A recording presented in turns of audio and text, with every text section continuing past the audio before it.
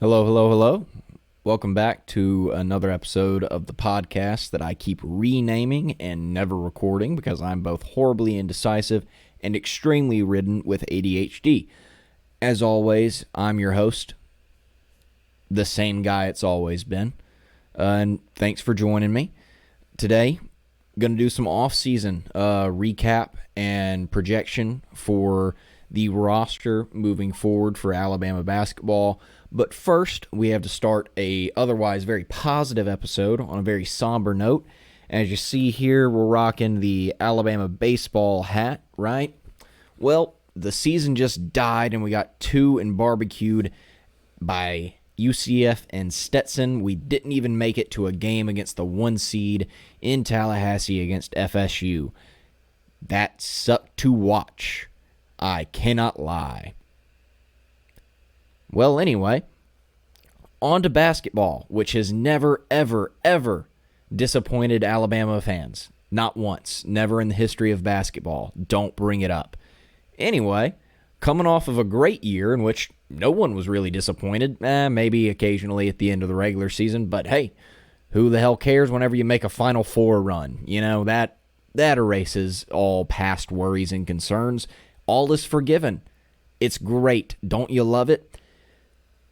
But coming off of a fantastic season, in all seriousness, a roster that, had its flaws, but really, overcame them at times, worked around its deficiencies that were inherent and you knew it was going to have to overcome, and had a really productive season. You had, the crazy breakout from Mark Sears going from guy that played, the Robin role to Brandon Miller to, hey, this guy's an All-American now. Are we having fun? So that, I'm going to stop saying It is killing me. I catch it every time, and it pisses me off. I'm going to stop doing it right now. But such a fun year. Always going to remember it fondly, even during the lean time, so to speak, because it all led to where it ended up. Isn't that what it's all about? I said again. Okay, I'm going to stop bringing up that I say it, and then maybe you won't notice at home. We'll see if that happens. But enough of talking about bygones, because who the hell cares about a Final Four run? We're on to bigger and better things, right? So let's start with where we left off, right? So you lose Davin Cosby, Chris Parker, Sam Walters, Nick Pringle, Muhammad Wagi, Rylan Griffin, and Aaron Estrada off of last year's roster. Davin Cosby ends up at Wake Forest. Chris Parker ends up at Butler. Sam Walters ends up in Michigan. Nick Pringle ends up at South Carolina. Mo Wagi ends up at Oklahoma. Rylan Griffin ends up at Kansas. And Aaron Estrada ends up, who knows? He graduated, ran out of eligibility, going through the draft process. I think he ended up with a G League invite, didn't get the promotion to the NBA Combine, but hopefully he makes some shit move and shake as an undrafted guy, gets an Exhibit 10, maybe parlays it into a G League contract, two-way deal. Who knows? Hoping for the best for Aaron Estrada. Really loved his game last year. Super fun player to watch. And his grandfather has become a staple on Gump Twitter. Shout out John Estrada. But actually, I'll highlight some of the guys that left. Davin Cosby, super high on him at Wake Forest. I think he could have a really good year there. Steve Forbes has a really good track record with transfer guards at Wake Forest, and he's a guy that has a really clear calling card as a player. He's got a burner of a jump shot. I think watching him take on a bigger role at I don't want to shit on Wake Forest, but at a program that's currently not at the level that Alabama's at, taking a small step backwards, but still playing Power 6 ball, in the college level, playing in the ACC, which is probably the third or fourth best league in college basketball. That's a small step backwards from playing here at Alabama, but I think he will get a much bigger role, and I'm really intrigued to see how Davin Cosby does. Chris Parker ending up at Butler, I think he can have he'll be an interesting guy to follow for the rest of his career. Really high ceiling on him as a player. Just couldn't really get anything going at Alabama as a freshman. No ill will to him on the transfer decision.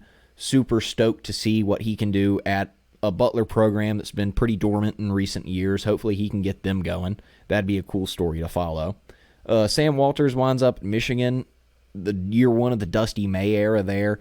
He gets to team up with former Alabama Crimson Tider, Namari Burnett. Both guys that, like I feel with Davin and Chris Parker, guys that transferred out for a mutual benefit for both the university and for themselves. I think both years we used their scholarships to really probably upgrade as far as talent goes, but they also get to go on and have a bigger role at a really good program like Michigan.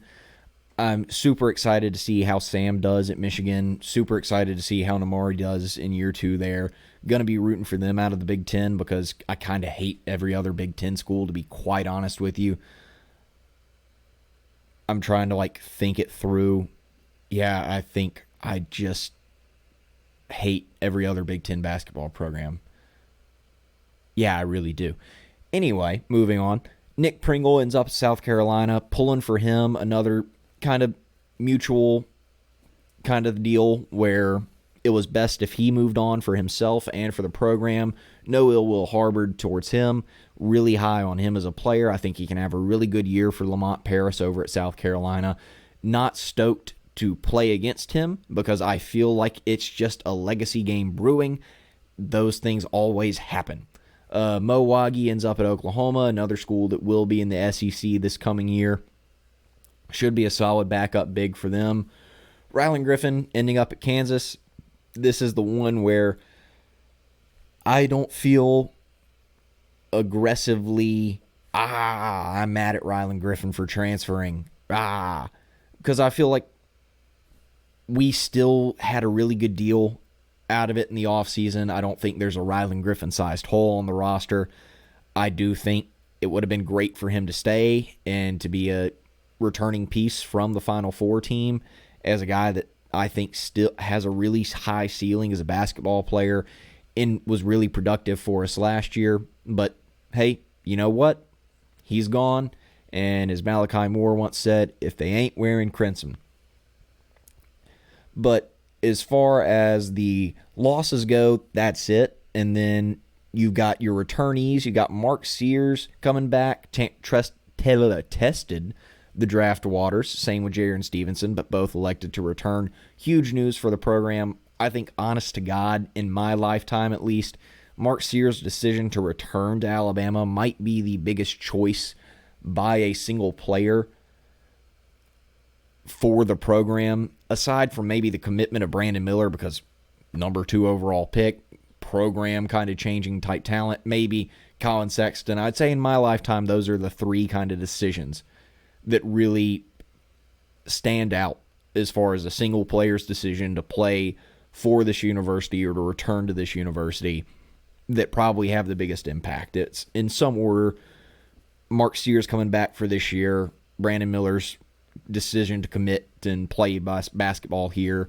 or Colin Sexton's decision to do so and get this program some momentum going again. But Grant Nelson also returns. Latrell Wrightsell also returns. Jaron Stevenson, as I mentioned, returned. And Muhammad Waggy. Not Waggy.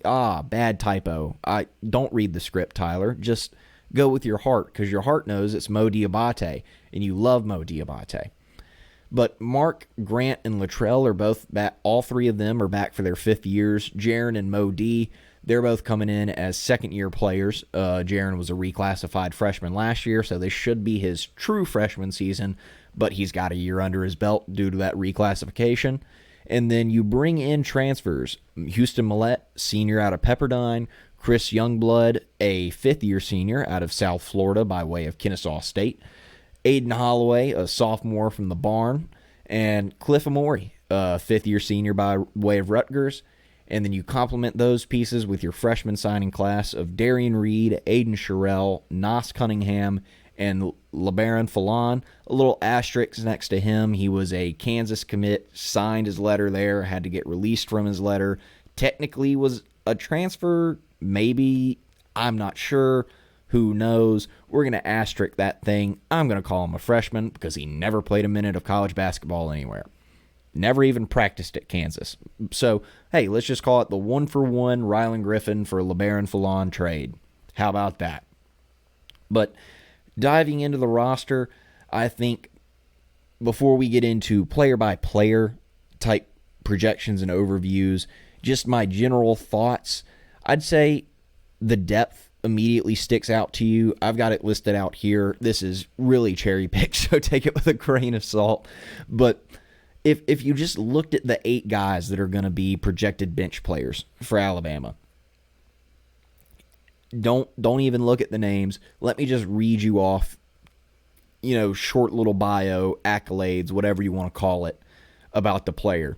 And you think, hey, this 8-man rotation probably could do something. So look at it. I'll start here. Second year reclassified composite top 30 power forward. A consensus 5-star top 20 wing. A senior mid-major transfer guard who came off of 14.7 points per game on 41.5% from deep. A second year 5-star point guard transfer who was a McDonald's All-American. A 5-star freshman center. A second year top 100 recruit that's a tweener. A top 40 freshman combo guard, and a top 50 freshman wing per the composites. That 8-man rotation might do something in some leagues. That's just Alabama's bench. Like, that is the depth that this roster has. It is thoroughly impressive. It's thoroughly impressive. Let me reiterate. That is an 8-man rotation that could do something in some leagues, and that's just coming off the bench at Alabama. That top 50 freshman wing is probably Alabama's 13th guy. Like, that's unheard of type of depth. And that's the kind of depth that puts you in the position to be considered among the 3 teams of Alabama, UConn, and Kansas as the trendy picks for a preseason number 1. I feel like those 3 rosters have kind of separated themselves in that conversation and in that discussion. And Alabama's 1 through 13 depth is really what I think puts Alabama over the top in the least homerish way possible as my pick to be the preseason number 1. Alabama can afford an injury or a guy that doesn't pan out in a manner that these other rosters can't, because there's just more guys behind them that you can reasonably expect to call on. And Alabama's going to be able to survive, injuries throughout the course of the season, or guys getting banged up, needing a little bit of time to, just get back to being themselves, or guys that just go through kind of cold snaps and need guys to pick them up on the roster to succeed. I think Alabama's built to handle that and equipped to handle that in a way that most rosters aren't. And so the way that I've got this roster kind of figured out is a projected starting 5 of Mark Sears at the 1, Latrell Wright-Sell Jr. at the 2, Chris Youngblood at the 3, Grant Nelson at the 4, and Cliff Amori at the 5. I feel like that's probably the most widely expected starting 5 for Alabama. You might see, for example, John Rothstein, when Mark and Jaron both decided to return, tweeted out a starting lineup that consisted of both Aiden Holloway and Mark Sears. That's probably not happening. Don't think that 2 sub-6-foot guards are going to be starting for Alabama together and chasing someone like Chris Youngblood to the bench. I just don't see that as likely. Some guys might have Darian Reed as a starter. Some people might get even weirder than that. But I think that 5 is probably the most widely expected starting 5 day 1 for Alabama, and it's 5 fifth-year seniors. I mean, Nate Oates is really taking advantage of that COVID year that guys still have in their pocket in building this roster. It's really old, but it's also really talented, and it's a great blend of young depth, super high potential guys, and old college veterans.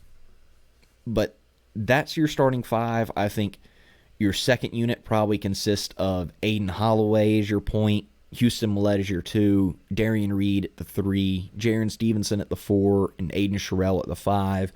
And then your more reserve types, which I struggle to call them reserves, are LeBaron Fallon as your guard reserve, Nas Cunningham as your wing reserve, and Mo Diabate as your front court reserve. I'll get into those guys all individually later, but I struggle to call guys on this roster reserves for a reason. I struggle to project minutes. I think when I sat down and tried to do it, what really stuck out to me is I think there are 5 guys on this roster that I feel comfortable as far as projecting a consistent minutes total for.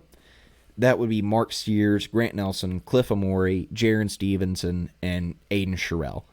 And mostly that just boils down to, one, Mark Sears is Mark Sears. You pencil his minutes in and you get on, with everything else from there.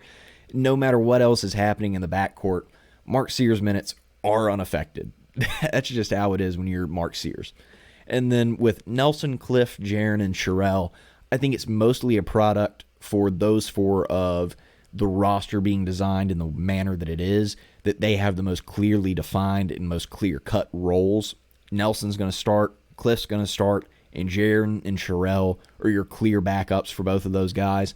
I don't think there's a situation where it is like in the backcourt where, hey, this is all kind of a mess, there's a logjam, and guys should really fluctuate in minutes or could really fluctuate in minutes from game to game, from week to week, from practice to practice. So those 5, I think you can reasonably project consistent minutes for. Mark Sears, in really conservative 26 minutes, I still think he plays much more than that. This is just maybe an early in the season kind of projection, getting everyone involved. Mark at 26, like I said, think that number is going to be higher. Grant Nelson at 25 minutes a game, 20 of them coming at the 4 and 5 coming in spots at the 5, just where you want to play him, just to try and get a matchup that you might like, or occasionally go into a small ball look that you might like. Jaron Stevenson playing 15 minutes as the backup, primary backup at the 4. That leaves 5 minutes for, tweeners like Darian Reed or Mo Diabate to grab. Cliff playing 23 minutes at the 5. I think it could be a little bit higher. It could be a little bit lower. I'd lean towards higher being more likely.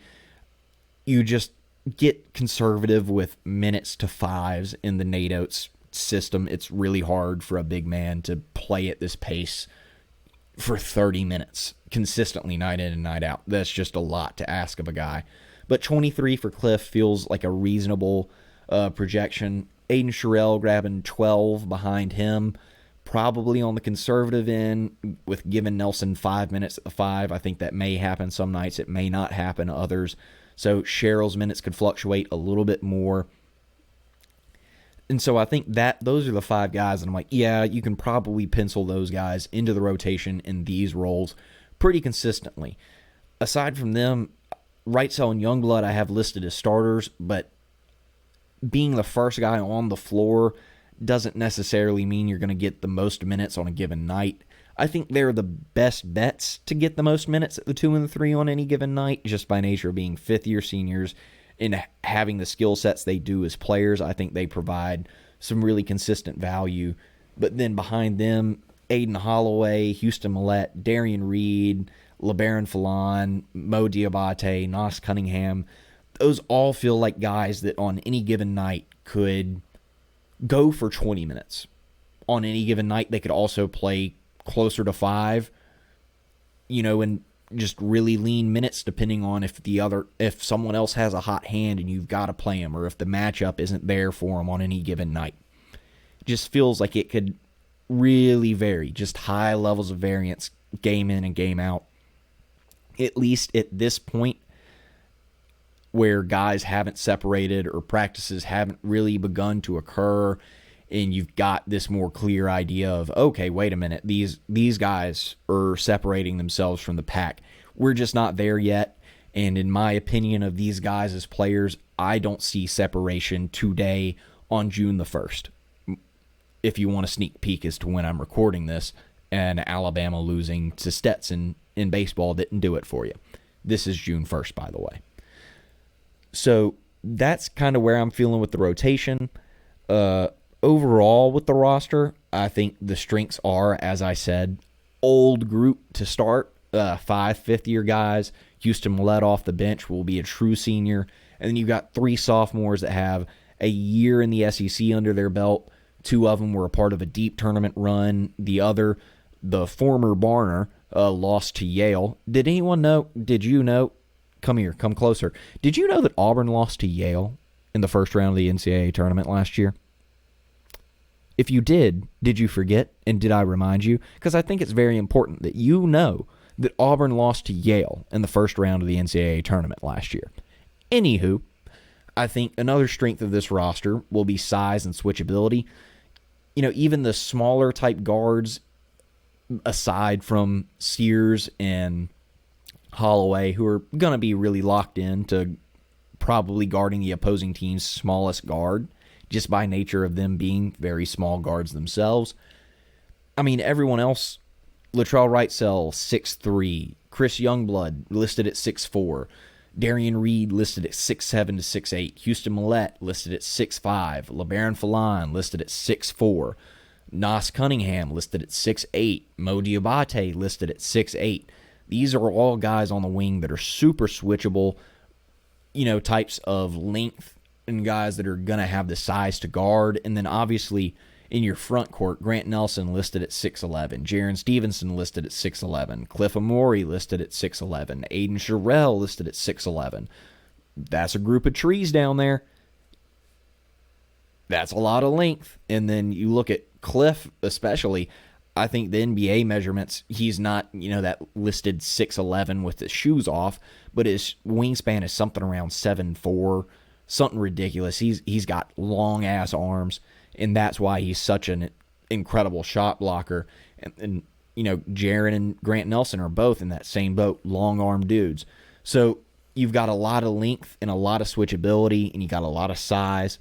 I think another strength of this roster is that it's done a lot of matchup proofing, not in the conventional sense of, hey, there's a lot of guys in the rotation that are jacks of all trades that do so many things well, but rather, hey, here's a 13-man roster of guys that all offer different things. There are different things about Mo Diabate that he brings to the table versus Darian Reed, who, you know, on the surface could be similar players that you would think their minutes overlap, and they do, but they both bring something inherently different to the court, and that goes with everyone.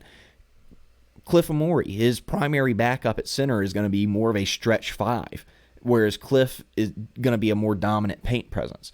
Grant Nelson, a guy that has really, you know, plus guard skills as a forward, his primary backup is more of a set and shoot, you know, spread them out, spot up shooter, stretch 4, who can also get inside, you know, occasionally off the dribble, but more so off, you know, of a lob or of a feed into the post.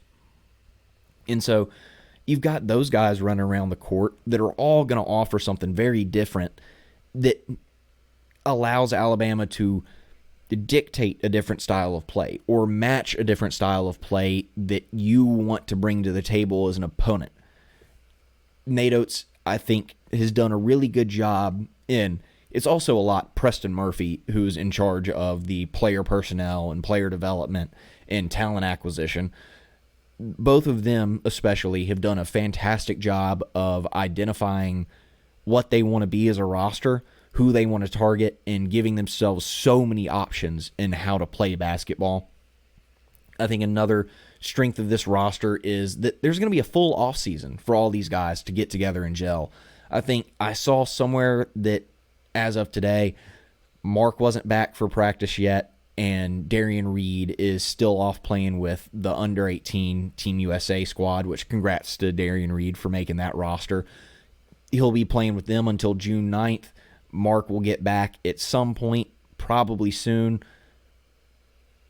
But last year, Mo Diabate didn't get an offseason. Grant Nelson came in late, didn't really get an offseason. Jaron Stevenson, because he was so late on a reclass, didn't really get the full offseason. And so those three guys, and Latrell Wrightsell was hurt all throughout the offseason, was in and out of practicing, didn't practice much. And so when you look at that, those are four guys that didn't really get an offseason last year to gel and adjust and come together that are now getting that opportunity. And that's huge. I mean, there's no way to really undersell that, especially in terms of a guy like Jaron Stevenson who needs to put on, more size and get more comfortable at this level. Especially, it would have been useful for him last year coming in as a super young, should have been high school senior. Well, now he's got that full offseason going into this summer of the strength and conditioning program and putting on size and putting on weight and getting more used to playing with this new roster where there's only 6 returnees. Yeah, I think it's 5 returnees. I think it's just a starting lineup worth of returnees. So it's 5 same faces, and you got 8 new guys in new places. Having the opportunity for everyone, obviously injuries will occur in this offseason. You just all hope that they're, minor bang-ups and bruises. That's just the nature of the beast. But as of now, you've got 13 guys that are getting geared up for a whole offseason together in a whole offseason within a strength and conditioning program. And that's huge. That's really monumental, especially in regards to guys making these kind of trademark second-year leaps in this NATO system, which is another thing that I've got listed as a strength. Is anyone who's followed Alabama basketball, you've noticed the trend. Guys in their second year in this system take very massive steps forward. I mean, you think of, off the top of your head, Javon Quinterly in his second year here, Keon Ellis in his second year here, Herb Jones in his second year under Nate Oates. Last year, Rylan Griffin in his second year in this system. You see these guys that hang around to a second year. Mark Sears, hell, probably the biggest example. If you make it to your second year in this Nate Oates system, there tends to be a real benefit to it statistically for you as an individual.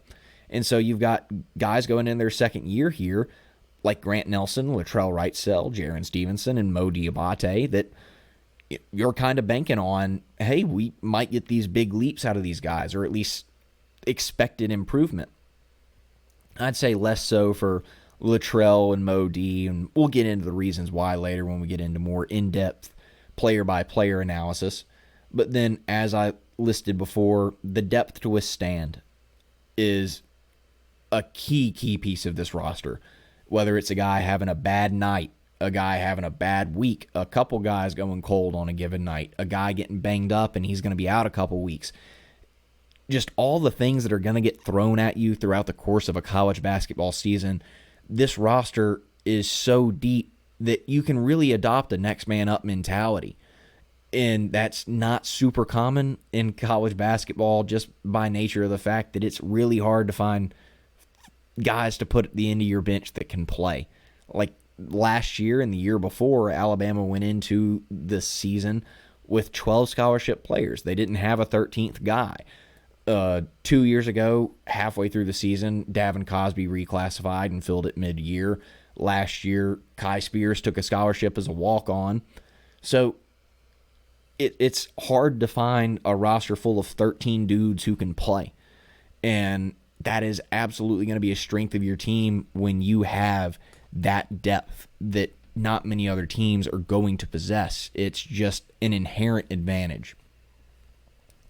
And so getting into some more player-specific stuff, I'll get into some overall roster concerns potentially, which are more nitpicks or questions that I want to see answered, which will make more sense after these player-by-player kind of analysis and breakdowns. So without further ado, we'll get into that. We'll start from the top and work our way down as far as what I view as the most impact or easily projectable kind of production. And that starts, of course, with Mark Sears. Where else was it going to start? Fifth-year senior, second-team All-American last year, first-team All-SEC. I think he's easily going to be a preseason first-team All-American. He'll be a preseason, National Player of the Year pick for a lot of guys. I'm not sure if a lot is the word I'll use. I wouldn't say, he'll be the majority or the consensus pick, but guys will pick Mark Sears. He's going to be an SEC Player of the Year candidate. Feels like a shoe-in for all SEC first team. That feels like he can sleepwalk into it. Obviously, last year, 21.5 points per game on 4 assists, 4 boards. Did it on such a crazy stat line efficiency-wise of 51% from the floor, 44% from deep, and 86% from the line. That's just unheard of efficiency. And so getting into this year, just due to the absurd efficiency of last year, it feels like predicting just a small, just regression to the mean in terms of scoring efficiency should be the expected outcome. Obviously, I'm not going to put it past Mark Sears to reject that because he's Mark Sears and FU. That's something that is fully within his grasp. I think it's an aggressive projection to make that he will just repeat the stat line. I think it's a very hard thing to do with how impressive that stat line was last year, and that's not me saying, oh, wow, Mark Sears, sell now, sell now. No, he's still going to be an All-American type candidate, even with a little bit of regression to the mean, just because, like I've said, it's so absurd to project that stat line repeated because it's such an impressive stat line. And opposing coaches are going to go into this year selling out to stop Mark Sears. Make someone else beat you. Don't let Mark Sears do it all by himself. Obviously, with a roster as talented as Alabama's, a lot of other guys on this roster will be capable of beating you if you sell out to stop Mark Sears. But hey, this team can beat you in a lot of ways. You might as well make someone not named Mark Sears do it. And so, because of this, I think it's really reasonable and probably the most logical expectation to expect Mark to take a small step back as a scorer, but to progress as an assist man and more of a facilitator because of the fact that he'll get so much defensive attention, but also because of the fact that he's got such a talented offense around him with both Grant Nelson and Cliff Amore to use as pick and roll partners, or one to play off of the pick and roll into the dunker spot, or one to, stay on the perimeter. And then you're flanked by shooters like Chris Youngblood and Latrell Wrightsell. There are assist opportunities all over the floor if the defense sells out to stop you or if it shades over to help. I think it's really reasonable to expect Mark Sears to have some assist numbers jump up and some scoring numbers take a little bit of a hit. I've got it at 17.5 points per game off of, that 21 points per game. I've got him up to 5.5 assists per game as opposed to, the 4 assists per game last year. Still got him at like 4 boards. Rebounds for guards can be a bit of a, crapshoot to project, but I feel like 4 is pretty reasonable. Mark's a really good rebounder for his size. And then I've got him doing it on 48, 40, and 85 splits just because of the fact that 44% from 3 was his career best by a decent amount. And to project, replicating that career best is tough. But, hey, I'm not saying he can't do it. I'm just trying to be a little bit conservative here and temper where you can with the expectations of, hey, I think this is going to be the preseason number 1, and this is, a top-tier roster, should be probably the runaway favorites in the SEC. Tempering what those expectations are as much as you can. That feels like pouring a bucket of water on a forest fire. But moving on from Mark Sears, Grant Nelson, I think heading into this year, coming off of 11.9, 5.9, and 1.5 last year as far as points, rebounds, assists. Doing it on 49% from the floor, 27% from three, and 81% from the line. I think he is a sneaky All-SEC candidate. I think that if you said last year he would have been a sneaky All-SEC candidate, you would have been laughed at because that was the expectation for him as a transfer, just with how high the billing was and kind of the role he was expected to take on at Alabama. But I do think he's a potential first-team candidate. I think more than likely a second-team guy. I think he's an All-SEC defense candidate for sure. I think people reflect a bit poorly on his defensive effort last year because of the fact that he was playing out of position at the 5, whereas as a weak side help defender or a guy that kind of came over and helped defense and occasionally against 5s had great outings as a defender, great block totals last year, and really had fantastic defensive moments, but just was stuck guarding out of his position. Obviously this year he's going to be in a much different spot playing in the front court with Cliff Amore, which should free him up to kind of be a bit more of a free safety defensively. If his matchup as a power forward isn't really a strong shooter, he can afford to help off a little bit more. I think he's a sneaky All-SEC defense candidate in my eyes. And I think with Grant Nelson, I'm buying him coming into his own late last year. It feels like obviously you're not going to get that North Carolina game or that UConn game all the time out of him. Those are unrealistic standards to put onto a guy. But that kind of confidence, that vibrato, that, hey, I belong here and I'm going to play my ass off like I belong here, feels like the new normal for Grant Nelson, in my opinion, and I'm betting on that. I think last year, consistent foul trouble really hurt him. He had 6 games with 4 fouls, and he had 6 games that he fouled out of, and he got a really weird whistle at times. He had a bad relationship with referees last year, and then on top of that, having to play center instead of his natural position last year hurt him in making that transition from North Dakota State up to the SEC at Alabama. And I think the highs were very high for him. Obviously, those tournament games and then games in the non-conference slate. And occasionally he had some outings in the SEC. You think especially that overtime contest against Florida in Coleman Coliseum. 22 points, I want to say it was, from him, on top of great rebounding numbers and some blocks. Just a great game for him. A lot of really high highs for Grant, but the lows could be pretty unwatchable at times. It was a struggle.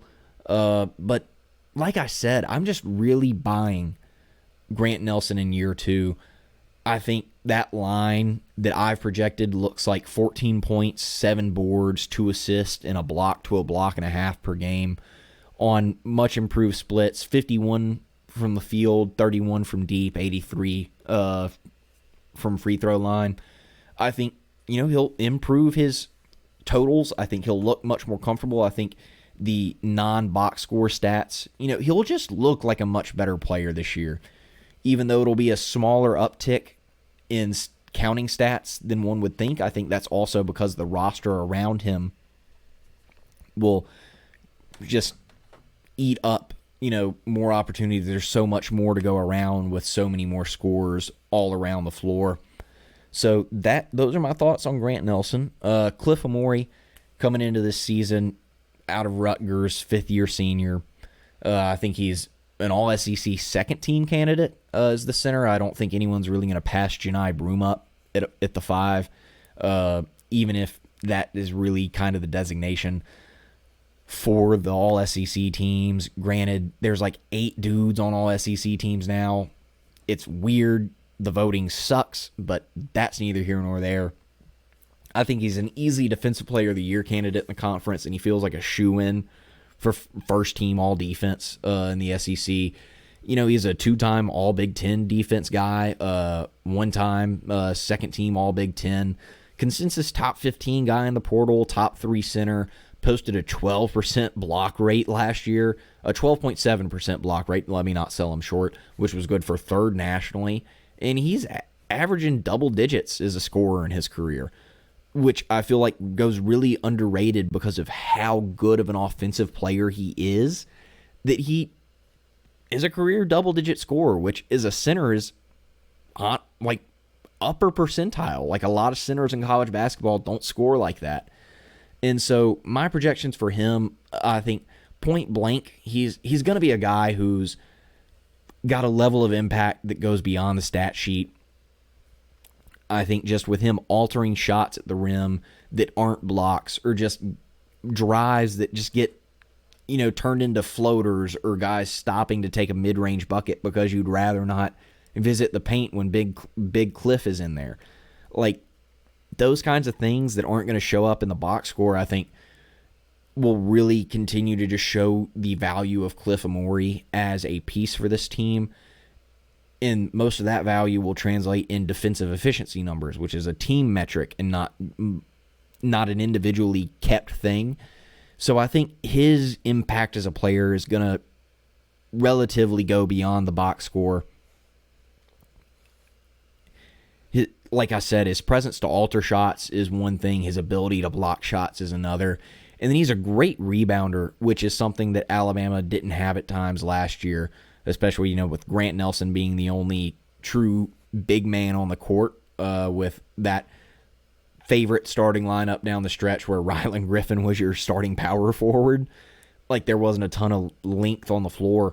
But Cliff pulling down boards and limiting opposing second chance opportunities, giving Alabama their own second chance opportunities, and giving this offense more of an ability to run and get out on the break is another thing that's just kind of going to be a value that goes beyond the box score. Obviously, you track the rebounds, but what those rebounds mean isn't necessarily reflected in a box score. And offensively, I mean, this roster isn't constructed in a manner in which you think to yourself, oh, Alabama needs Cliff Amore to be that double-digit scorer, because really it doesn't. But I think the production that you're going to get from him on that end of the floor will be surprising to a lot of people because of the fact that he's such a highly touted defender that his scoring gets lost. I think he's a guy that's going to challenge for a lot of double-doubles pretty often. Not, 20-point, 10-rebound games all the time, but, hey, a 12-12 game here, a 13-11 game here, a 10-13 game there. A guy that, will push for a lot of those stat lines. I think the official projection I've got is 9 points, 8 boards, 2.5 blocks, and doing it on 60% from the field. He's tested the waters behind the three-point line occasionally in his career, so hell, let's give him a 20% from the line just because, and 62% from the free throw line, which is in line with his career average. But once again, going to reiterate, impact that goes beyond the box score. So moving from Cliff Amore, you get into Latrell Wrightsell Jr., fifth-year senior at Alabama last year by way of Cal State Fullerton. Lethal catch-and-shoot guy. 45% from deep last year. That'll play. Consummate glue guy, I think you saw it, is another guy that's kind of impact beyond the box score. Whenever he was out for Alabama last year, part of it was just overall team depth, but part of it was also just Latrell was kind of an engine that made this thing go. He was an X factor. I think it was John Rothstein loved to tweet it out all the time. I think Alabama was something in two, a lot in two, in games where Latrell scored in double figures. Injury concerns are going to be there due to the concussions late into last year. Obviously, you don't want to play with head injuries, literally and figuratively, like they're nothing to mess with. Also, you don't want to play through them. But last year posted a 135 offensive rating. I mean, it was top 5 in the country per KenPom. Just, that's the kind of efficiency and role he played within this offense. Unreal offensive efficiency out of Latrell Wrightsell. And projection-wise, I mean, much more of the same for Latrell this year. I think it'll be a lot of that same role that he was playing. Float around the three-point line, make the opposing defense pay if they aren't actively wearing your shirt for you out there.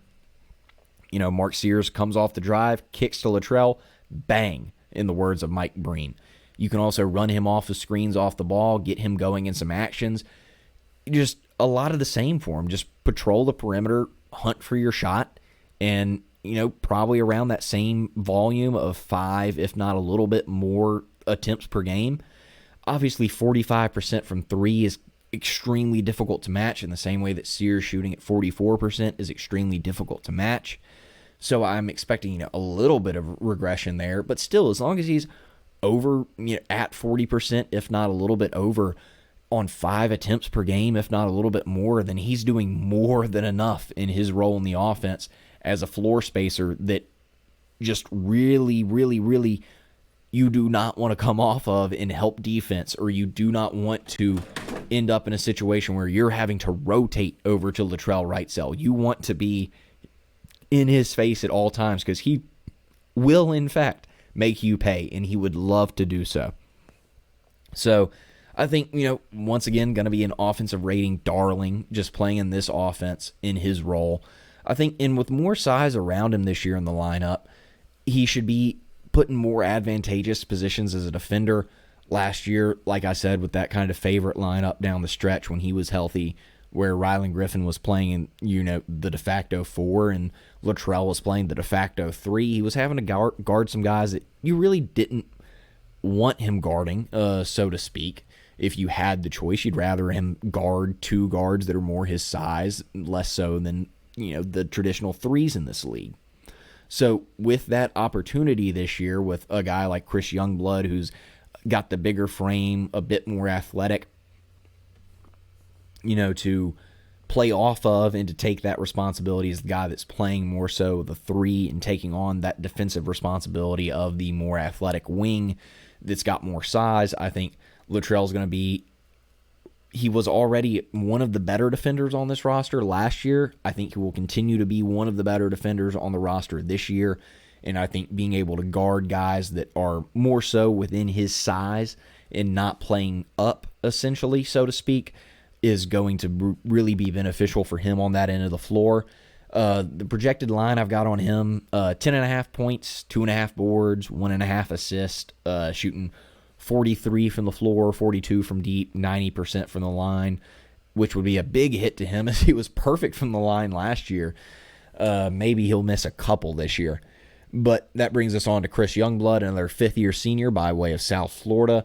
It gets lost because Janelle Davis gets all the hype, but this dude was the co-player of the year in the AAC last year with Janelle Davis. I mean, he understandably gets the hype because he's a great player and he was such a key piece of that Final Four run for FAU 2 years ago. But no one mentions the fact that Chris Youngblood also has a share of that trophy.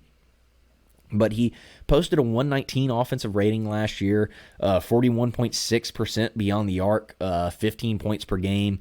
Just got a thick frame about him, built like a linebacker at 6'4", excels at using his strength to blow by defenders off of the catch, with putting it on the deck and driving to the hole.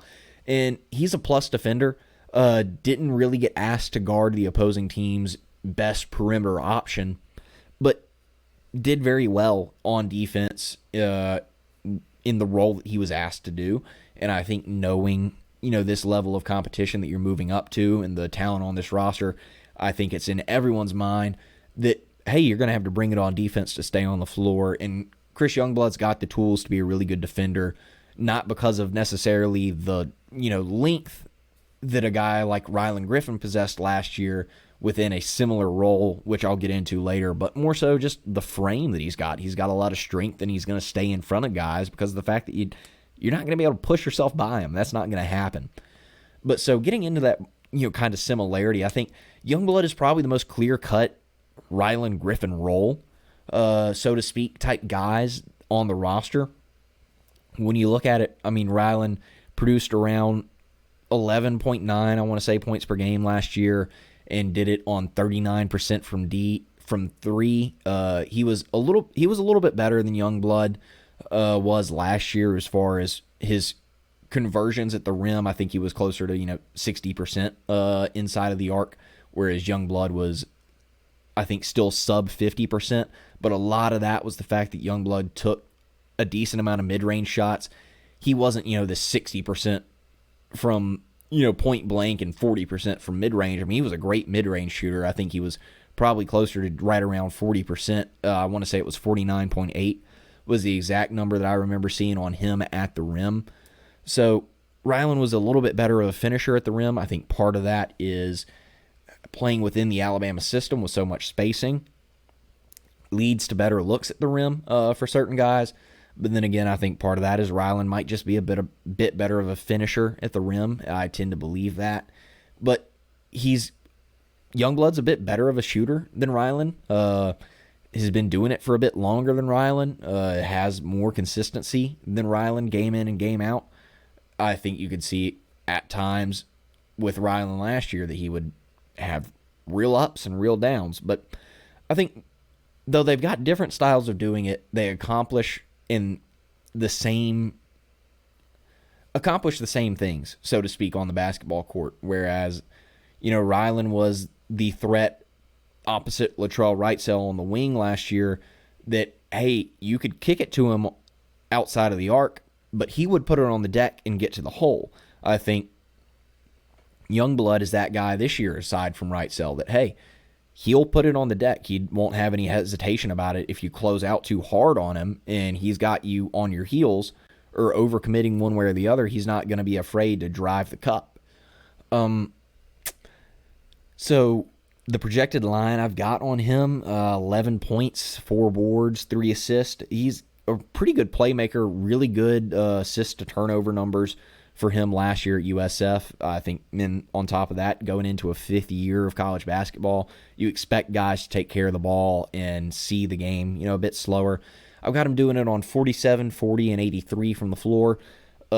Pretty close to in line with his career averages. I think Youngblood is a guy that you know who he is as a player at this point. And I think you know what to expect. Moving on, Jaren Stevenson. I think I've got him as probably the first guy off the bench, so to speak, just because you typically want to cycle off your bigs first, give them a bit of a break. Should be entering his true freshman season now, but it's a sophomore year due to the reclassification. Like Grant Nelson, came on pretty strong, closed the year. Obviously, everyone remembers that big game against Clemson in the Elite Eight. That's the real calling card for him. And he's got a big offseason ahead. First full offseason here in Tuscaloosa, to be in the strength and conditioning program, to have the full summer of workouts and practices under his belt. I think those are going to go a long way for him. And I think he's going to have a level of confidence about himself that he didn't have this past year.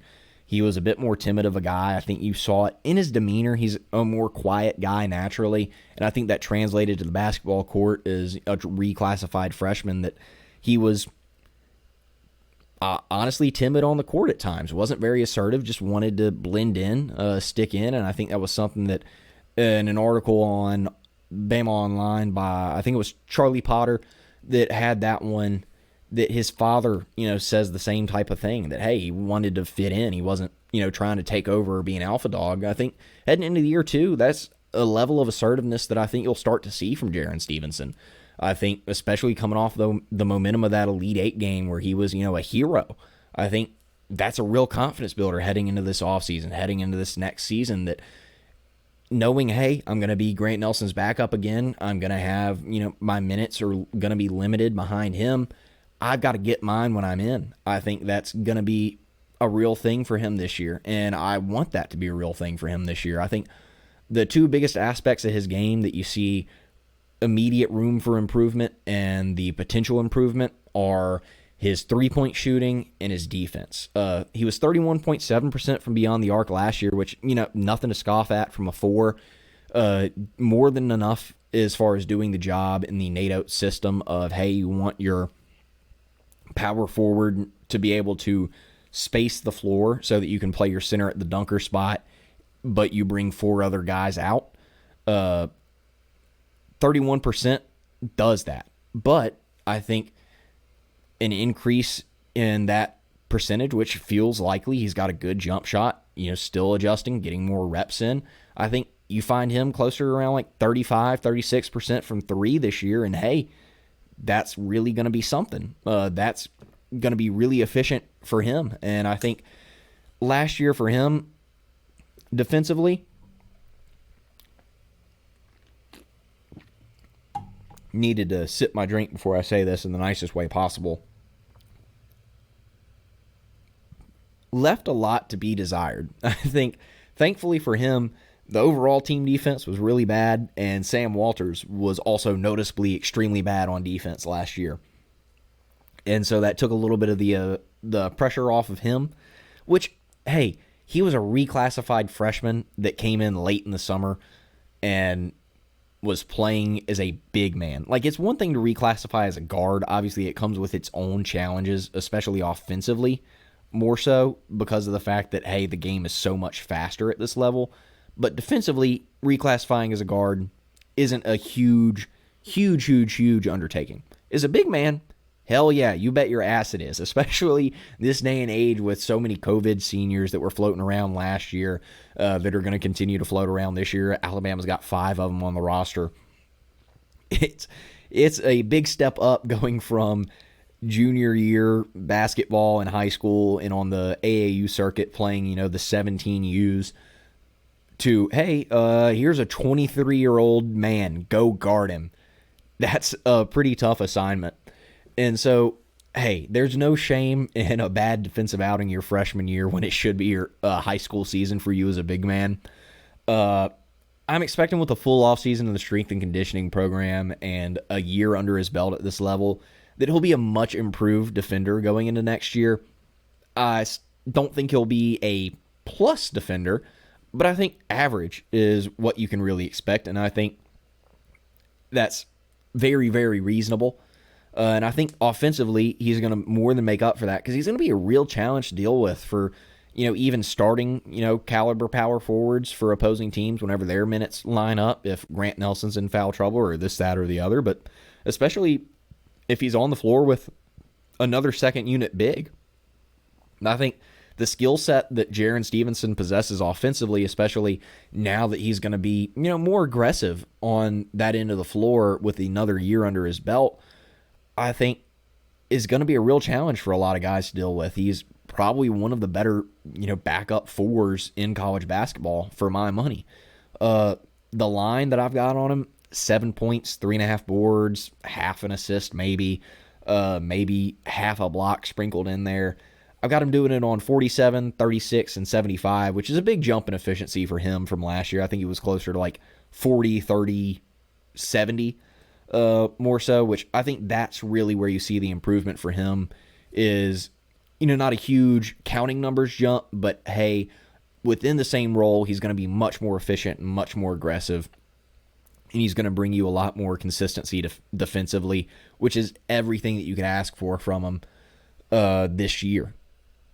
And full disclosure, from this point onward, this is where it gets to, hey, I think the range of possibility for these guys is a bit too wide, and the minutes can fluctuate so much from game to game that I'm not going to do a counting stats projection on them. Sorry about that if that was something that you were really interested in. I just really think that it's an exercise in futility to begin with, which I'm happy to do because it's the offseason. I'm a hoops junkie, and I just want to do it. But it is an extreme exercise in futility to do it with these guys specifically on this roster at this point. So I'm just going to list off what my thoughts of them as players are, what I think their role could be, less so than I'm going to say, hey, here's the numbers that I'm thinking. So we'll start that with Darian Reed, freshman, calling card, elite athleticism, and he's got elite length and a desire to be a great defender. That's one thing that you've seen about him all throughout the circuit, all throughout, prep games at Prolific Prep, teammates with Aiden Sherrill down there. The fact that, hey, he wants to take on a defensive assignment and he will happily do it, and he's got the tools to do it. I think probably best combination of athleticism and length on that defensive end of the floor that you've seen in Alabama since Herb Jones, which hasn't been a long time, and it's also an extremely lofty, type of praise to put onto a guy. But when you look at the tool set that he's got, you see why that's kind of the only comparison you can really make in terms of an athlete who's willing to defend, who has incredible tools to defend, obviously guys that have the defensive instincts that Herb Jones has are not common. And that's probably the difference in a guy like Darian Reed and a guy like Herb Jones. I'm not going to project that Darian Reed is going to develop the Herb Jones defensive instincts. Those are rare. But as far as the tools and the willingness and the athletic traits, absolutely can be a hound dog defensively. I think the jump shot is still developing. It continues to come along, and it's come along over the past couple of years in high school and on the circuit, that he's improving pretty steadily. The jump shot looks good. It's getting there. How much it develops, into this season and over the course of this season is really going to decide kind of the ceiling for him as a player. If he can make his jump shot respectable, if he's shooting north of 30% from three and you've got to come out and guard him, then he's going to be hard to take off the floor, honestly, because of the fact that he's going to bring you so much defensively and as a rebounder, and he's got really good playmaking chops for a forward. And he's going to be a really great slasher from day one. I think the biggest adjustment will be the same as it was for another, high-profile wing like Brandon Miller. I throw out the big names because they're the ones that you just have the most immediate memories of, and it's the easiest to really kind of get people to see where I'm going with it. Like Brandon Miller, his freshman year, his one and only year at Alabama, the biggest knock on his game early was, hey, he's an elite shooter, but when he gets to the rim really well. But finishing through contact is a struggle for him. I think that'll be a thing that Darian Reed has to overcome. I think it's an adjustment that all guys like that go through at this level of the sport. And for him, it's a matter of, okay, can he, like Brandon Miller did, make the adjustment and continue to improve at finishing through that contact in the lane. Obviously, having a guy like Cliff Amori on the roster patrolling the paint in practices when you're running ones on twos is going to be a tremendous help in getting Darian Reed to adjust, because he's going to be facing potentially the best shot blocker in college basketball every day in practice. Like, that gets you going. That helps you adjust. And so for him, I think those are the two real things that decide how much of a role he has. I think he has a role because of what he brings you on the defensive end of the floor, and because of the fact that he does have the athletic traits to get to the rim and to finish whenever he's, obviously not getting drilled. But if he can finish through contact and gives you a respectable enough catch and shoot game that opponents have to step out to him, he becomes harder to take off the floor. I think he's going to have to make the adjustments at this level. I think, obviously, once the opponents move past, hey, the early season bye games and things get tougher and the game speeds up, that's when you're really going to figure out if he's going to be closer to that high end of what you could expect from him, or if year one is going to be more of the, hey, he's going to be a great defender for us, and he'll provide, some offense on easier looks that we can get him set up for, but he's not going to be able to create for his own on offense. And there's still tremendous value in that on this roster, where a lot of other guys are going to get theirs offensively. It's just, that's the difference in a, hey, we have got to make room in the rotation for this guy, or, hey, he'll get his minutes as they come type deal. Moving on from Darian Reed, we go to Houston Millette, the senior transfer from Pepperdine. 41.5% from deep last year. Comes in at 6'5". He's got long arms. Skinny dude, but because of that length, he's going to have the ability to be a good defender.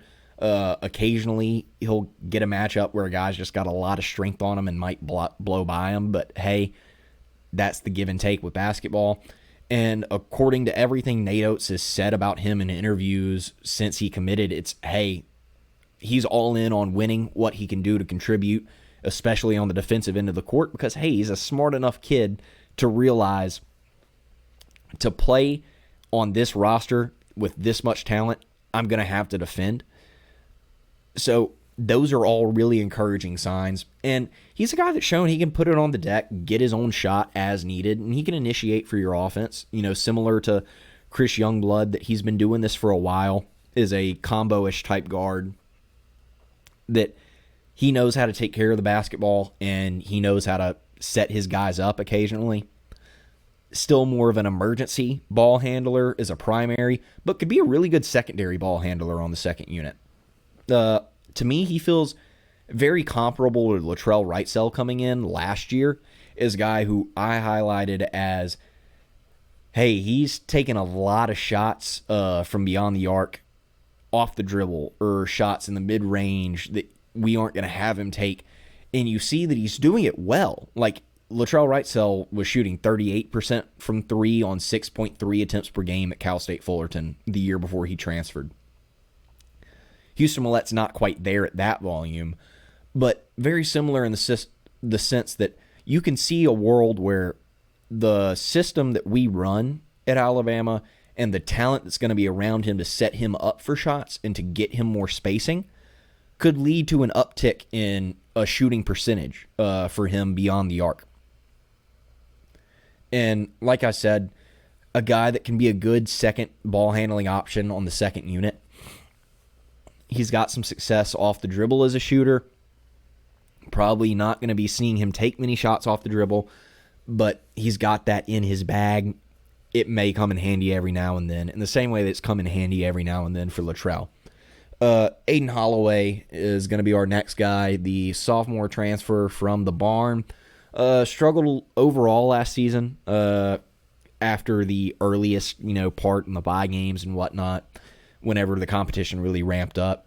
And hey, that's not uncommon for a small, undersized, skinny freshman. Like, it's really hard to make that adjustment your freshman year when you're playing at those kinds of disadvantages, and really your negating factor for that, if you're Aiden Holloway, was the fact that he was billed out of high school as a great shooter.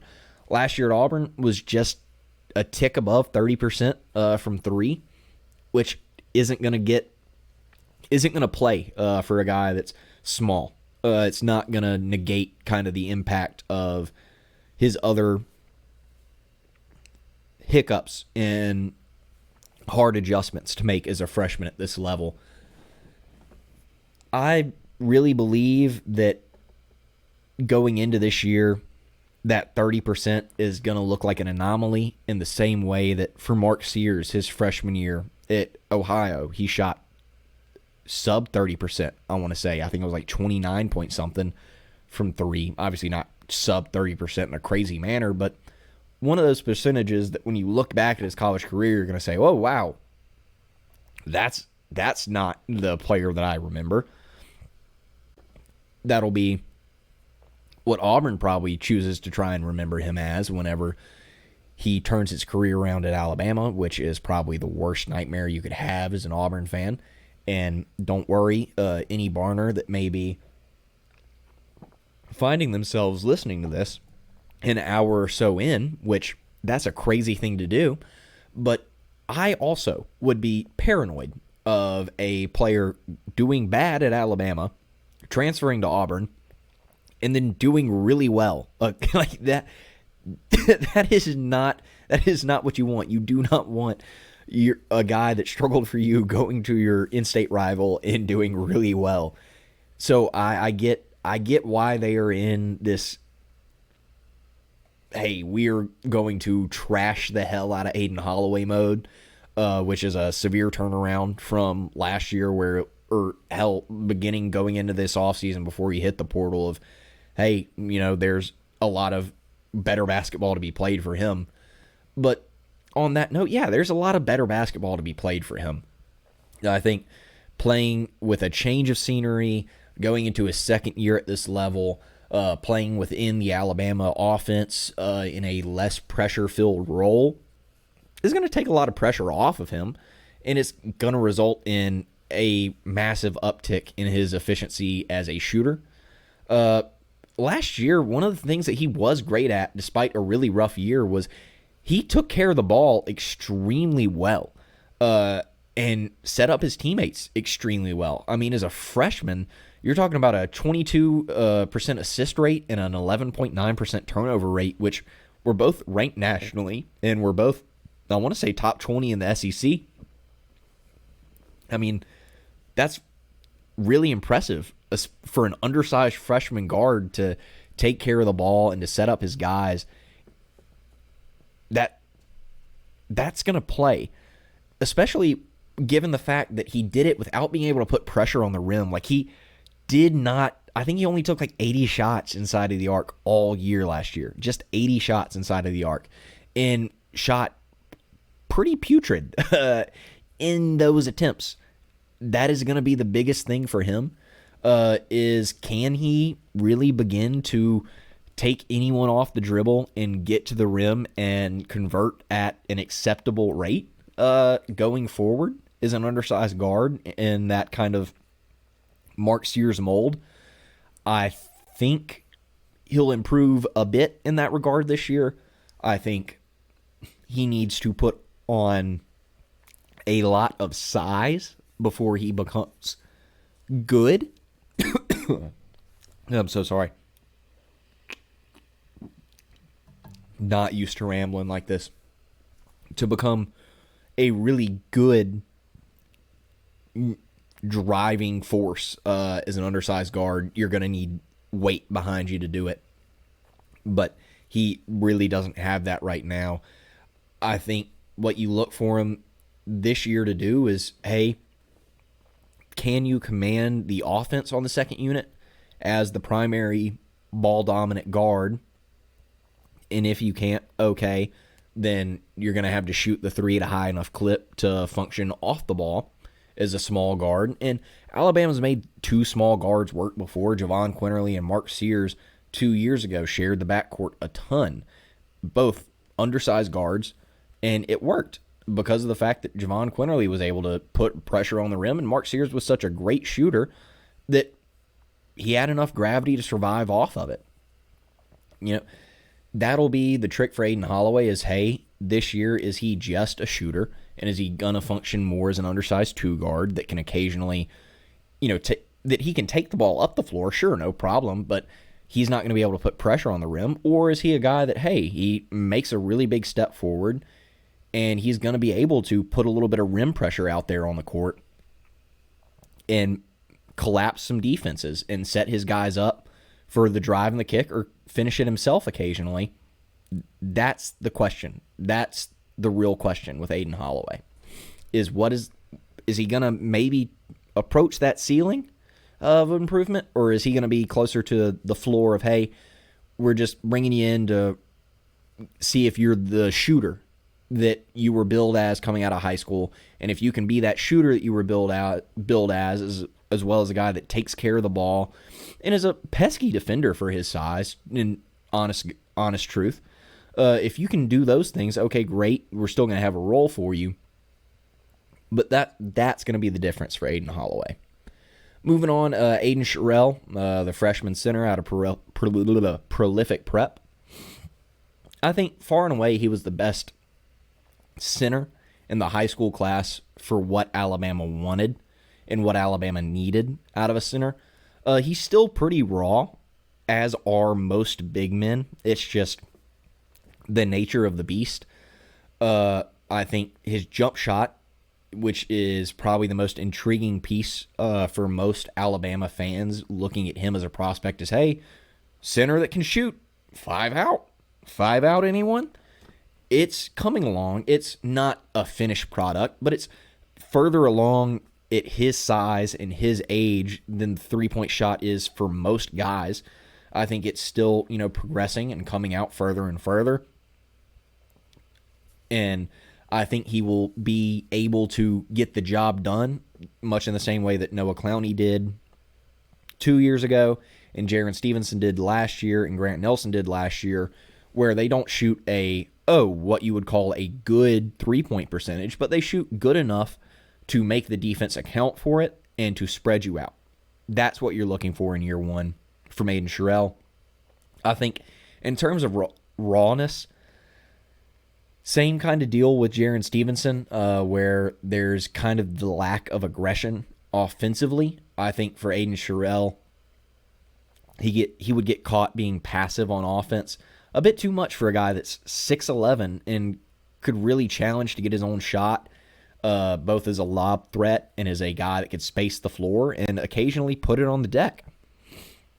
I think that's one of the things that you want to look for him in his freshman year, to say, hey, look, in the smaller role that you're going to have as a backup center, try and assert yourself on offense whenever you get the opportunity. Obviously, don't become a black hole if you're not doing well. Don't shoot, don't eat up the offense by taking bad shots when you're not doing well. But, hey, be assertive. Be aggressive around the rim. You're 6'11". You got long arms. You're a really good athlete for your size. I wouldn't say he's, a elite athlete, but really fluid mover for his size, can get up there, can play above the rim, a guy that can move laterally pretty well. But he's got good shot blocking instincts to go along with that too. Kind of the exact opposite of Jaron Stevenson, where it feels like the instincts weren't there, the effort was, and defensively he's just got a lot of room to grow in terms of just learning, so to speak, just from the ground up. Whereas Aiden Sherrill, I think he's got really good timing and instincts for the shot block at a really young age, and he's got the length for it, obviously. But sometimes the footwork, on defense gets out of whack. On offense, it can get out of whack in the post. Obviously, you won't see him in the post much at Alabama, and that's a really common theme with a lot of big men, is it's hard to play with your feet under you at that size, at that age. You feel like a baby giraffe. That's an analogy I use all the time. That it's just a really tough spot to play in as you're kind of feeling yourself out and learning, who you are as a player at that size. I think if he can get his feet under control, play within the same pace as his upper body with his lower body on both ends, he'll be a really solid contributor in year one. He's got the unquestioned role as the primary backup to Cliff at the 5. It's just a matter of, what does he offer you in that role? That's the question. I think the fact that he'll go against Cliff Amori and Grant Nelson in practice every day at the 5 is huge for him.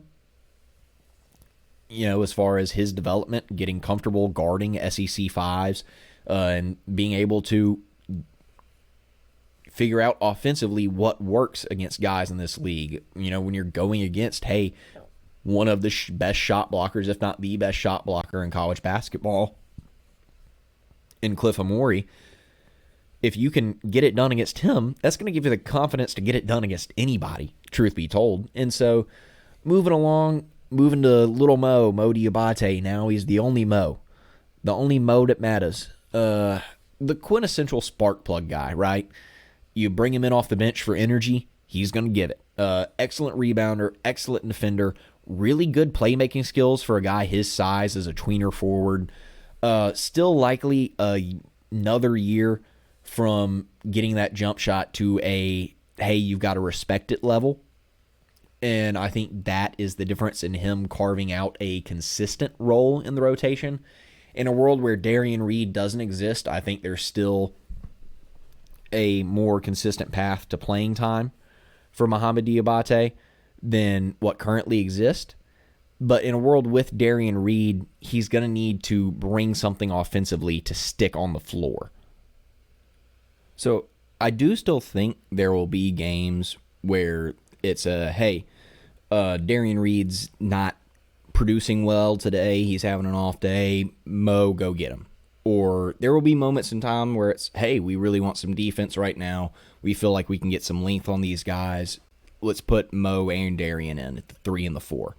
And there will be times where the matchup just wants someone as physical as Mo. So I think there will still be plenty of times where we get the Mo Diabate experience, but I don't think that it'll be a consistent role because of the fact of the jumper just not being an existent thing just anywhere. So Until that point, it will be an inconsistent role, but as soon as that three-point shot becomes respectable at all by the defense, he suddenly becomes a pretty impact player in the rotation. And so moving on from Mo Diabate into LeBaron Fallon, probably for my money, the guy that I might have the most long-term excitement for as far as the freshmen go, as far as a guy that's got a really high ceiling and I think will eventually get to it. Obviously, Reed and Sherrill feel like, to me, 2-year guys until they're out to the NBA. I think Darian might be potentially a one and done, maybe, on the very high end. LeBaron, I feel like not a one and done guy, but as a 6'4" combo guard that really came on as a threat to score from beyond the arc in his senior year of high school, really, really strikes me as a guy that long term I'm extremely high on. I think when he reaches that potential, he'll be something. I think year one probably has the highest variance of a role to me. I think I could see on the good end that he could be the guy that kind of cements himself as the secondary ball handler, the primary ball handler of the second unit behind Mark. Also, on the low end of things, I could see him scraping to be in the rotation. It's always an uphill battle for really young guards in really talented rosters laden with veterans, right? So, whereas I feel LeBaron Fallon has the higher ceiling than Aden Holloway as a player by a pretty wide margin, in my opinion. I think the fact that Aiden's got a year in college under his belt, is a huge advantage for him as a player in terms of, being the first guy in the pecking order off the bench and for playing time. But like I said, his explosion as a threat from beyond the arc this past season, his senior year of high school, was monumental for his development as a prospect, for how I view him as a prospect. I think there was a bit of in the back of my mind watching him, super athletic guard with good size out of Alabama, that didn't really flash as a perimeter scorer much, gave you a lot of the J.D. Davison vibes, right? It's kind of hard not to draw the comparison. It's probably a little bit lazy on my end, but it's a really hard comparison not to see and not to make with just the amount of similarities there.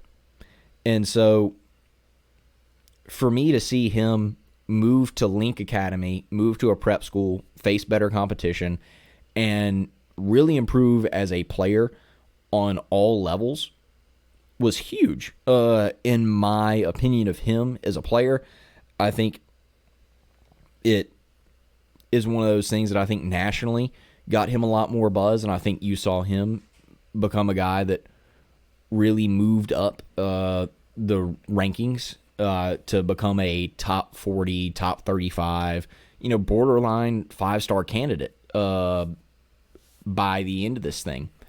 I think, at times he can still get out ahead of his skis like a lot of young guards do.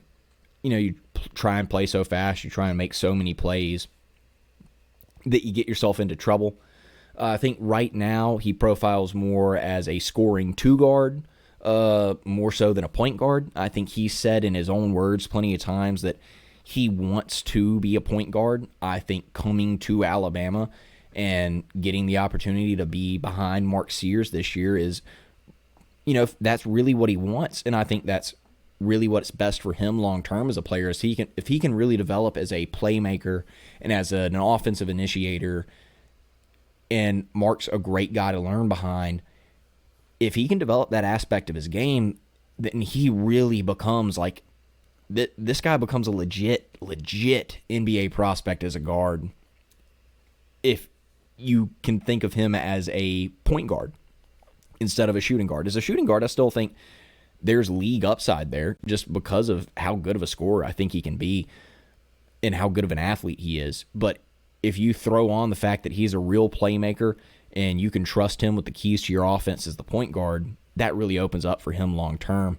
But in year one, like I said, could be really up and down. I think there will be some really great LeBaron Fallon games. I think there will be some not so great LeBaron Fallon games. Really, the expectation for freshman guards is inconsistency. Unless you're one of those bona fide blue chip top 10 guys, and even then you got to battle with inconsistency with those guys. And so for LeBaron, I think in part of playing here at Alabama, and the great thing about that fit is the bad nights are going to be okay because there's guys like Mark Sears and Aiden Holloway and Houston Millette on the roster that can take over, some guard duties in his absence. A guy like Chris Youngblood, who's a bit combo-y, who can take over some guard duties in his absence. I think it's a really great marriage of player, role, and system for LeBaron Fallon, and I'm really excited to see how he develops. And then lastly, on the individual side of things is Nas Cunningham. I think everyone knows the story with him, the former number 1 overall recruit in the cycle. Lost his luster as a prospect, ends up is a consensus top 50 guy. Still, if you didn't mention the fact that he was the number 1 prospect in the class at any point, and you say, hey, this dude finished the cycle at top 50, you're like, oh shit, a top 50 recruit? Hell yeah. Like that, hell yeah, that dude's got upside. But I think it's the,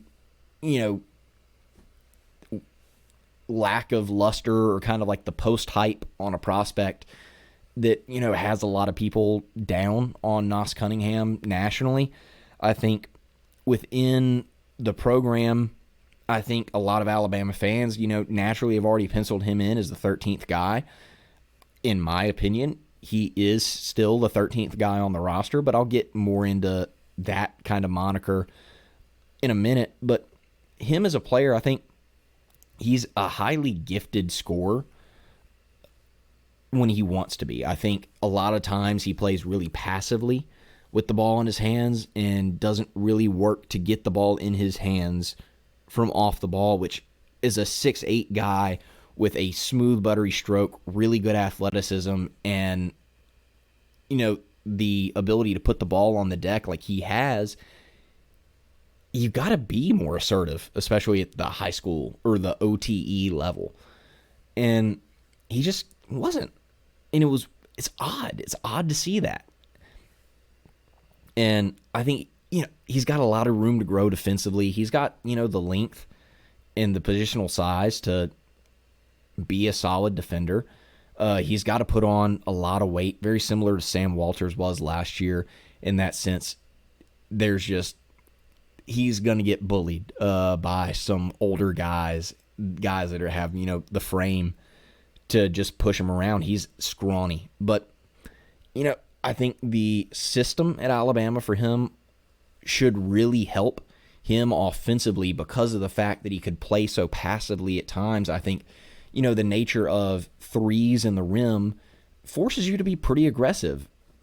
Taking a three-point shot off the catch and shoot isn't a passive action. You've got to fire away pretty rapidly. Taking a three off the dribble really isn't a passive action. You've got to be very intentional about it. Driving to the cup is a very intentional, aggressive action.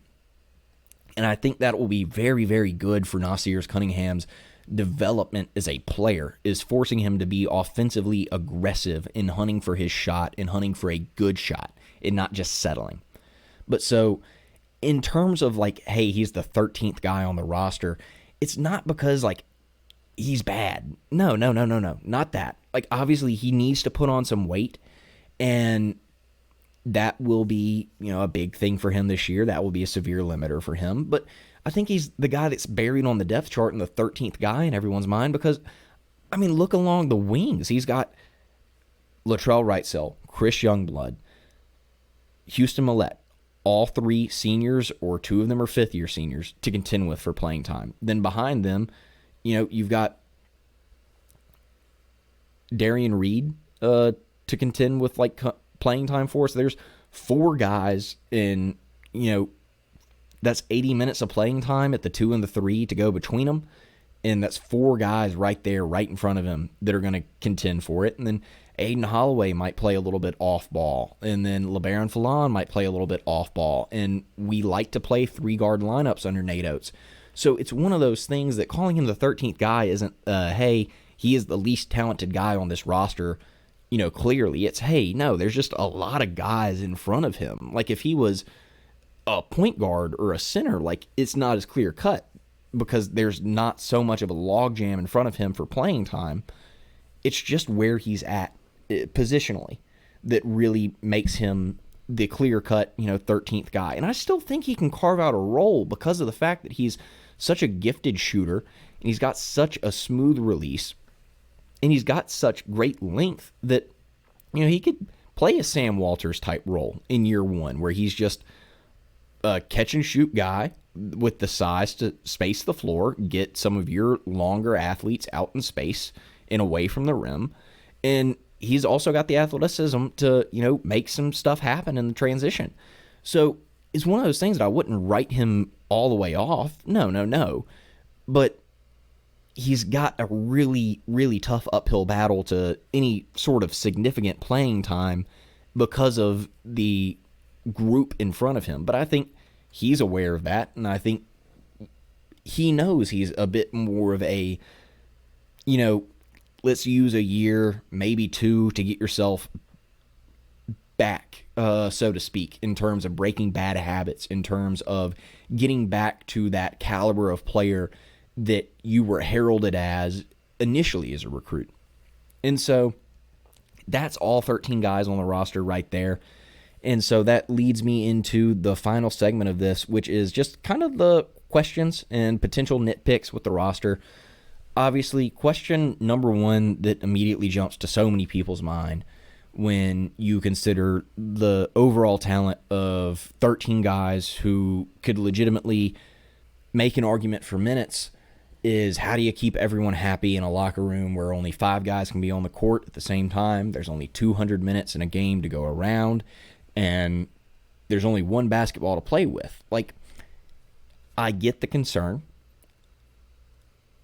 I get the nitpick. I get the worry. But here's my perspective and understanding of the matter is, last year, the group really bought into that Mudita concept, right? And that kind of selfless love and, excitement for the other members of your team succeeding. Those are kind of the core tenets of that. Well, you're bringing back 5 guys from that roster who really bought in, and 5 guys who can clearly be leaders. Jaren Stevenson and Mo Diabate, yes, they're just sophomores. Yes, they're not starters, but they were key pieces and had great moments in the March Madness run that you can point to and say, hey, this is, this concept, if we didn't buy into this, that doesn't happen. Moving past Grand Canyon in the round of 32 doesn't happen if Mo Diabate isn't fully bought into this Mudita concept and he's ready for his name to be called whenever the time came. The Clemson win, doesn't happen if Jaren Stevenson isn't there off the bench. These are guys heading into their second year. Yeah, they're looking at backup roles, and Mo Diabate is looking closer to the end of the bench most games, but he can absolutely still be a leader because he's practiced what he's going to be preaching, and he's a shining example of it. Jaren Stevenson can be the concept of be a leader in that aspect because of the fact that, hey, I've bought into this, and it paid off for me too. And then you look further into Mark Sears, Grant Nelson, and Latrell Wrightsell. These are obviously Mark Sears, unquestioned leader of the team. What he says goes, right? No questions asked. That this is your leader. You follow that guy into battle. But then on top of that, Grant Nelson and Latrell Wrightsell, both last year, first year in the program, they bought in. They're back for round 2. They're fifth-year seniors. You bet your ass their voice better be respected and heard. no questions asked. So if those 5 guys are still bought in on the Mudita concept, which they should be, if they're coming back to make another run at this, whenever Mark had, NBA interest, Grant didn't even bother entering the draft, and Jaron and Mo, Jaron had NBA interest. Mo could have transferred out. Latrell could have transferred out. Like, all of these guys, if they weren't bought into the concept and wanted to be selfish, had the opportunity to go seek, the best options for themselves elsewhere, whether it be professionally or through the transfer portal, and they didn't. So I think with 13 guys who can play, sure, yeah, there's concerns about potential locker room issues, but I don't think they're worth worrying over until they prove themselves worth worrying over, and I trust the leadership of this team, not even coach-wise. Like, obviously, I trust Nate is a leader for this team, but the best teams coach themselves, and they police themselves. And I think, in terms of the 5 core, should-be leaders of this team, those guys are going to get that job done. I really do believe that. Basketball-wise, though, I think there's 3 real questions. Who can be kind of this second ball handler or initiator with Mark in the starting unit in the way that Aaron Estrada was? I think that's part of what made Alabama's offense so dangerous last year in particular, but generally all around, is there's at least 2 guys on the court who are real threats to beat you off the dribble drive and not just be spot-ups. I think Wrightsell's going to be locked into just being a spot-up guy, and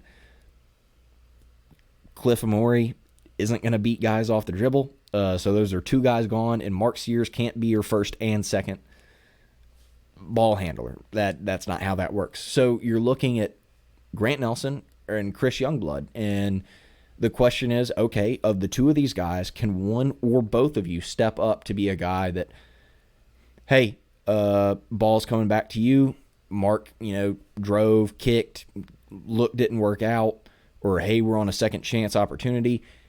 The ball's come to you. We need one of you to start working your guy and trying to get into the cup. Can one of those 2, if not both of those 2, be consistently relied upon to do that, or can they share the duties enough? If neither of them takes that role on, can it be split among the 2 of them well enough to where there's a legitimate threat aside from, hey, all right, anytime we want to reset the offense or get anything going, we've got to go find Mark, because that slows you down, which is not the tempo that Alabama wants to play at. And it's much easier to scout, and it's much easier to deal with for an opposing defense. So that's probably the biggest question in my eyes. I think between the 2 of them, I'm really intrigued by the concept of Grant Nelson as a secondary initiator in a lot of looks. And I think I like Chris Youngblood in a lot of looks. I think they can split the duties among themselves. I think it'll work itself out. And then behind that, you're looking, Aiden Holloway's rebound from last year, I touched on it whenever I went over him individually, is, 1, can he rebound from last year and be the shooter that he was projected to be coming out of high school? I think unequivocally, yes. The further question is, can he function as the primary initiator for your second unit, or is he a complementary piece? If he's a complementary piece, well, then you need LeBaron Fallon to be able to be your initiator on the bench. I think he can do it. I think you'd rather have the luxury that he can do it and Holloway can do it. I think it comes down to, can Holloway generate any kind of rim pressure off the dribble? I think getting to play against second unit guards, more so to speak, helps a lot. And then on top of that, the world isn't over too, because you also don't have to play Mark Sears this fairy tale 26 minutes that I wrote down in a June 1st projection, right? He can play much more. He played 38 minutes a game, down the stretch last year. Obviously, you don't want to put that wear and tear on Mark game in and game out, but it's not like he's going to be off the court for 15 plus minutes a game. These are spots that you're really looking for. Can Holloway get it done in spots? If he can't, then can Falan get it done in spots? That's what you're looking for, is who can be the primary initiator on the second unit, because that was really where Aaron Estrada shined last year, was on the first unit, secondary initiator, right? But whenever Mark Sears was out of the game, for this, that, or the other, Aaron Estrada was always going to be in the game. Both of them were not seeing the bench at the same time, and so you had someone that you could consistently rely upon to hand the keys to the offense to.